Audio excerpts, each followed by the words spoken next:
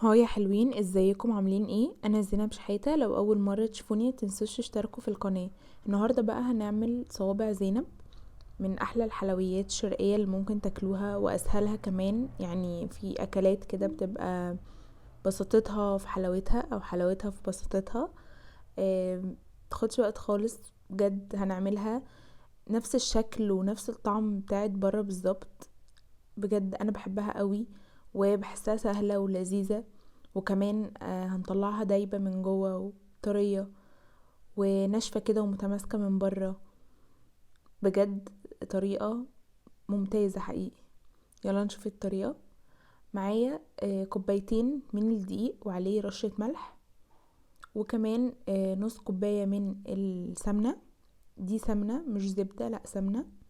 وكمان معايا معلقة كبيرة من السكر، وربع معلقة صغيرة من الخميرة، وكيس او باكت فانيليا من نص كوباية لكوباية الا ربع من المية. وكمان معايا 3/4 كوب دقيق سميد. اول حاجة هنحط بقى المكونات الجافة، هنحط الدقيق وبعدين الدقيق السميد وبعدين معلقة السكر وبعدين الخميرة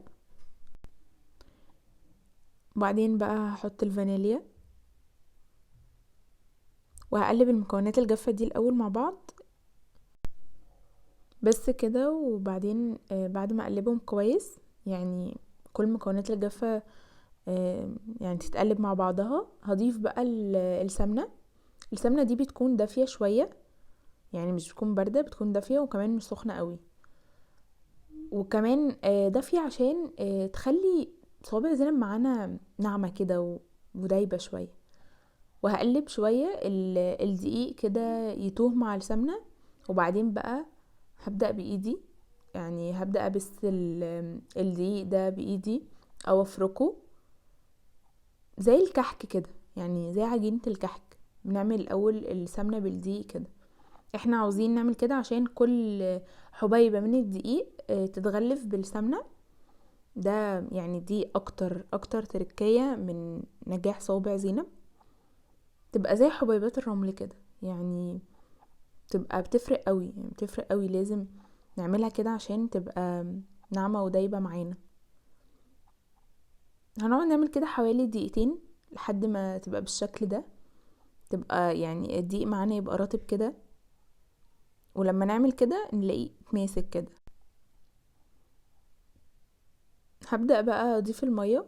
انا بدأت هنا بنص كوباية، وبعدين ضفت كمان ربع كوباية، يعني على حسب الدقيق بتاعكم. ممكن الدقيق بس يحتاج لنص كوباية بس، يعني على حسب امتصاص السوائل او امتصاص الدقيق للسوائل بتاعتكم. احنا مش بنعجن في صوابع زينب كتير، مش بتاخد عجن. هي يا دوب بس تتقلب، يعني الدقيق يتقلب مع المية. مش هنعجن فيها عشان ما يبقاش ليها عرق كده، لا هو بس احنا بنقلبها، مش بنعجن فيها كتير. بس وهي كده العجينة بقت جاهزة معانا، طرية ومتماسكة.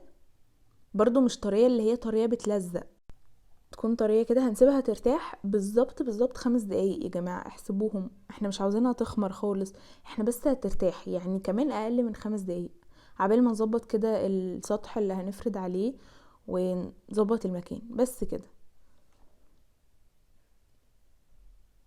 وبعدين بقى في السطح اللي هنفرد عليه بناخدها كده وبنقسمها 2 أو 3 على حسب زي ما يعني هتقسموها وهتقطعوها.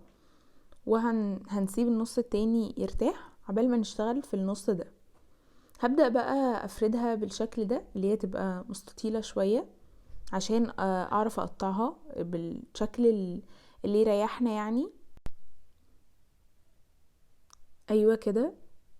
وبعدين هبدأ اقطعها بقى قطع متساوية بالنظر كده، يعني لو عندنا ميزان نوزنهم يبقوا قطع متساوية، انما اقطعهم بالنظر كده يبقوا متساويين. وبعدين هبدأ بقى اعملهم كور كده، يعني اكورهم كده. وبعدين بقى ايه اشكلهم، هوريكم هنشكلهم ازاي. نكورهم بقى نعملهم صوابع، يعني على حسب الشكل اللي بقى اقرب واسهل ليكم. انا عملتهم كده صوابع عشان لما اجي امسكها كده تبقى سهلة معايا، وهوريكم هنشكلها ازاي. بجد تشكيلها سهلة قوي، وهي اصلا طريقة تحضيرها سهلة كمان. دي بقى قطعة الكحك، او اللي بننقش بيها الكحك كده، اللي بندي الكحك الشكل بيه. هنجيب بقى الصباع اللي احنا عملناه، وهنضغط كده بالعجين، هنضغط عليه بحيث ان الرسمة تتحفر في العجينة.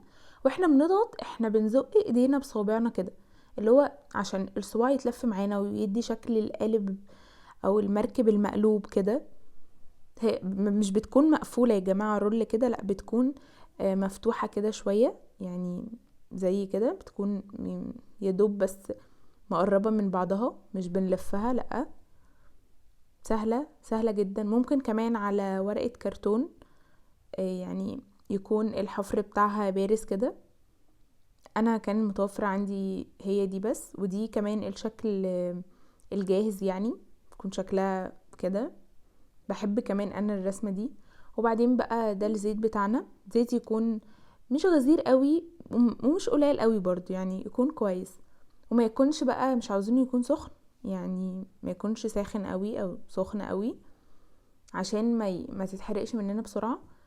احنا اول ما نحطها يعني يحمرها كده شوية، وبعدين نبدأ بقى ايه، نهدي النار شوية، نهديها عن يعني عن ما حطيناها عشان تستوي من جوه. واحنا واقفين بقى احنا بنقلب فيها، احنا مش بنسيبها لا، واقفين نقلب فيها على طول عشان تتحمر من كل الجوانب، وما يبقاش يعني وش متحمر ووش لا.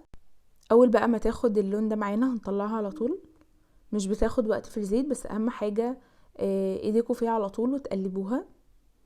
بصوا شكلها يعني ما نفشتش معانا ولا كبرت معانا، لان احنا مسيبناش تخمر، وكمان الخميره فيها مش كتير. هي حجمها زاد، طبيعي حجمها يزيد بس مش قوي.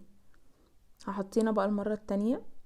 هنا بقى انا كنت عامله العسل، احنا كنا عاملينه قبل كده مع بعض. هسيب لكم لينك الفيديو اللي احنا عاملين فيه، عملناه مع بعض في اصابع البقلاوه وفي الزلابيه كمان. هو نفس الطريقه، نفس العسل، بيكون مش تقيل ولا خفيف.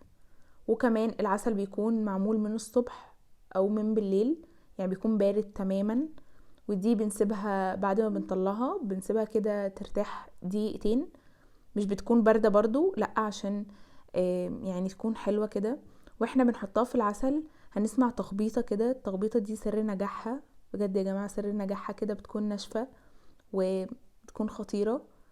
بس اهم حاجة نسيبها ترتاح دقيقة ودقيقتين، وبعدين نحطها في العسل البارد تماما، وبنطلعها على مصفى عشان يعني تكون احلى وما تتعجنش.